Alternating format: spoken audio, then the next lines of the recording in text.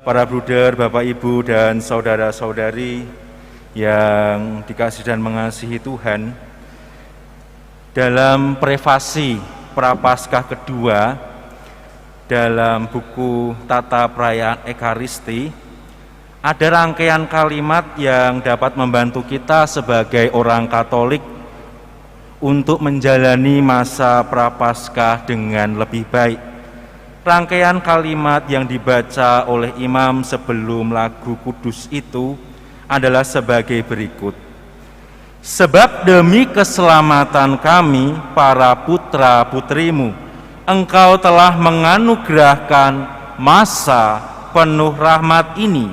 Kami Engkau tolong melepaskan diri dari keinginan dan nafsu tak teratur, serta memulihkan kemurnian hati, supaya di tengah kesibukan duniawi kami mampu mengutamakan panggilan surgawi. Dari rangkaian kalimat tersebut kita diajak untuk memaknai masa Prapaskah sebagai masa penuh rahmat bagi kita untuk memiliki hati yang murni, hati yang dapat melepaskan diri dari keinginan dan nafsu tak teratur, hati yang mengutamakan panggilan surgawi di tengah kesibukan duniawi. Dalam bacaan Injil Matius hari ini, Yesus mengajak kita untuk belajar dari perumpamaan tentang para penggarap kebun anggur yang karena sibuk dengan urusan duniawi memiliki hati yang lekat pada segala sesuatu yang duniawi.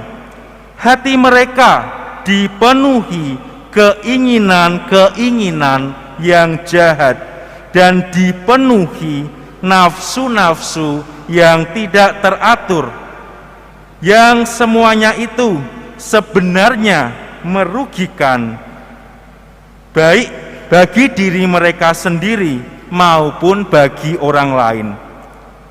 Karena hati mereka lekat pada sesuatu yang melulu bersifat duniawi, mereka tidak mau menyerahkan hasil dari kebun anggur kepada yang berhak menerimanya, sang pemilik kebun anggur.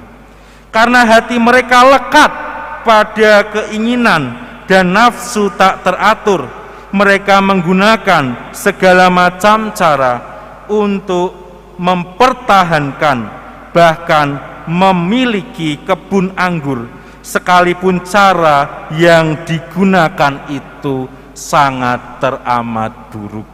Mereka memukul, mereka melempari dengan batu, mereka membunuh, baik hamba-hamba yang diutus sang pemilik kebun anggur maupun anaknya, sang ahli waris kebun anggur itu.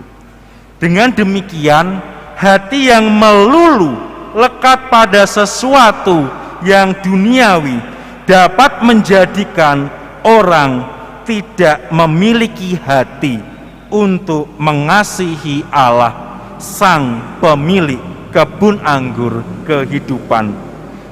Dapat menjadikan orang tidak memiliki hati untuk mengasihi Yesus Kristus, sang ahli waris kebun anggur kehidupan.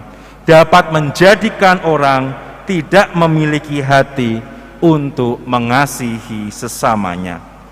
Yang dia miliki hanyalah hati untuk mengasihani diri sendiri. Dan jika itu terjadi, itu bukanlah hati yang Kristiani.